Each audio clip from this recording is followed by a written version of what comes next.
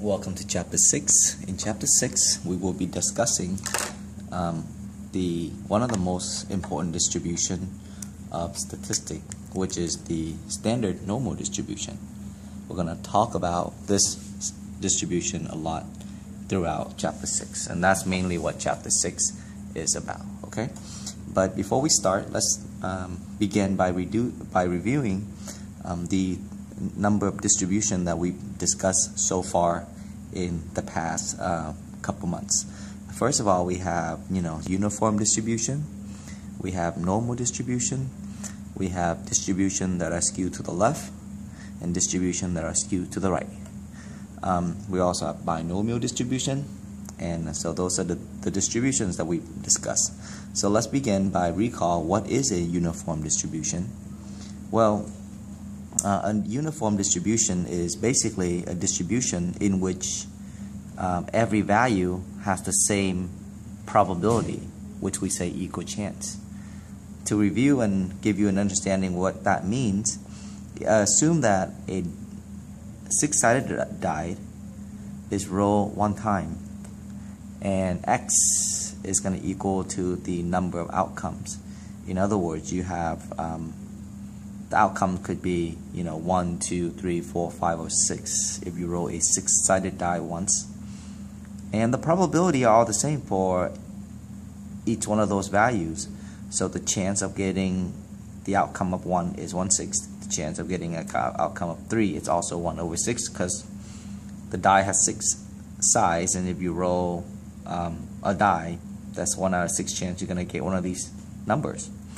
And therefore we say that this scenario, this experiment has a uniform distribution because the probability is pretty much the same for any one of the outcomes. When we graph the relative distribution table here, or function here, then it is somewhat not continuous because these values are just very discrete. They're concrete numbers.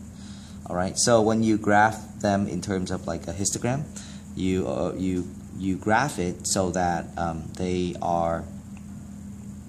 have a probability, they have the same probability, which is why they're called uniform. So notice that the chance of getting the number 1, you got 1/6. The chance of getting the number 2 from rolling a die, it's also 1/6. Chance of getting number 3 is 1/6. Chance of getting number 4 is 1/6. The chance of getting the number 5 is 1/6. The chance of getting the number 6 is 1/6.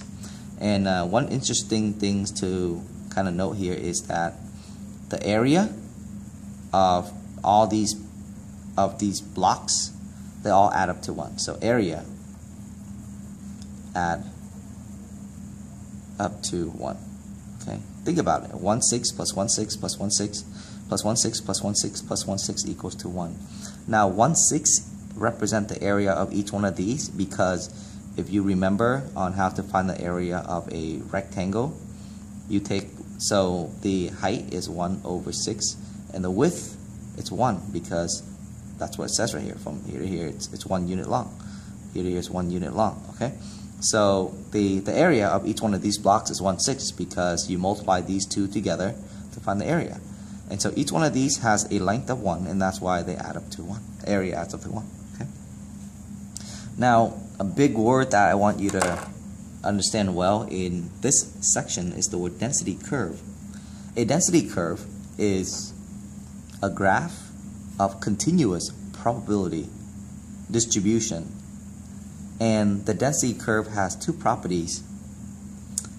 First, the area under that curve, the area under that density curve is always equal to 1. And we know that the probability of a random x value that occurs between A and B is the same as the area under the curve. Now I know that talking about what a density curve is and giving you its two properties, such as the total area under the curve is 1, the probability is the area under the curve, seems kind of abstract. So of course we're going to elaborate on this concept a little bit more. But keep in mind, density curve is a graph of continuous probability. And remember the word continuous, because that's what we're going to be using a lot throughout chapter 6. All right. Okay, so remember, continuous is a density curve. So let's say if I want to make this curve, if I make this curve continuous, then it is a density curve given that the variables are continuous. Now, you might wonder, well, what do you mean by continuous variables? Remember, rolling a die is not continuous, because rolling a die means you can get either a 1, a 2, a 3, a 4, a 5, or 6. And those are very concrete values. Those are numbers that you know for sure you will get, right? So here's an example of something that's continuous. Assume that the time you wait in line at DMV is between 42 to 58 minutes, and it is uniformly distributed. That means that the probability is equal. That's what it means. Uniformly distributed. That means there is an equal chance. Okay. So the probability of wait time assume that the time you wait in line at the DMV is between 42 to 58 minutes and uniformly distributed. That is the probability of wait time running a length between 42 minutes to 58 minutes is equally likely, and that's what I mean by uniform. It means the chances are all equally likely. Okay. Remember, time is continuous because we don't know for sure what the exact time is, and that's why it's continuous, right? Compared to these rolling a die, you know that your outcome is very determined. 1, 2, 3, 4, 5, 6, and that's why it's not continuous.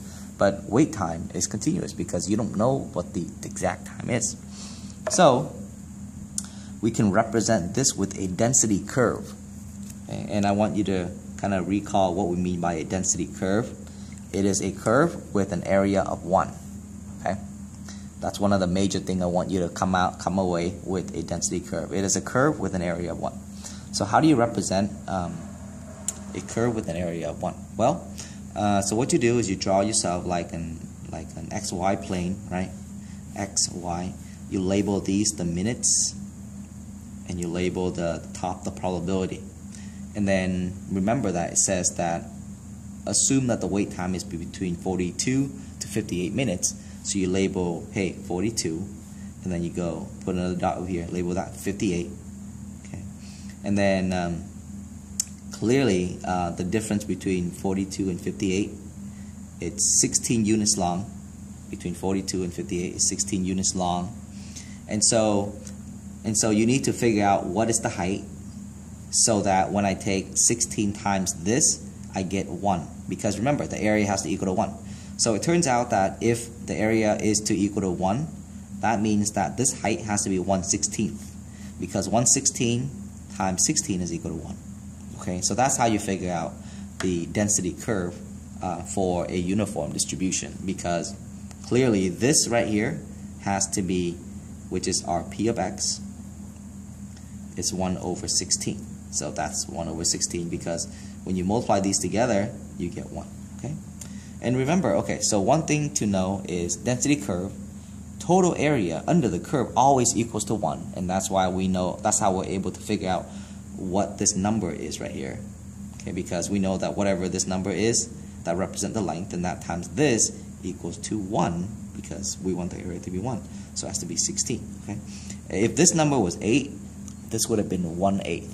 Okay. So, second thing to know is that the area under the curve, this area right here, represent the probability. Okay. So, for example, if I ask you, hey, what's the probability that a customer a customer is going to wait between 42 to 58 minutes? Well, between 42 to 8 minutes, the area under there is 1, and therefore, what's the probability of that happening? Well, 100%. That's what we're saying. There's a 100% chance that you will wait between 42 to 58 minutes if you went to the DMV. All right. What's the chance that you wait, let's say, between 42 to, let's say, just halfway, like that, okay? So halfway would be 8 units away. So what's the probability that you will wait between 42 to 50 minutes. Well, since that's half the area, this is half of the number 1, therefore the probability that you wait between 42 to 50 minutes is 50% because it's half the number 1. Okay, so maybe this is you can call that's 50. So the probability that you wait between 42 to 50 minutes is 50%. What's the probability that, and by the way, half of that would be like 46, right? What's the probability that you will wait between 42 to 46 minutes? Well, that's half of half, so that's about 25% chance that you can actually be served within, 4 minutes? Within 42 to 46 minutes, okay? So, keep this in mind, and I know I kind of talk a little fast there, but if you need, rewatch the video, and I think things will be clear once you rewatch the video. Alright, so remember, the probability of the wait time is the same as the area. Okay, so let's say if you're asked to find the following probability, what's the probability that a customer is going to wait for 44 minutes? Well, first thing I want you to do is I want you to draw the curve, which looks like this.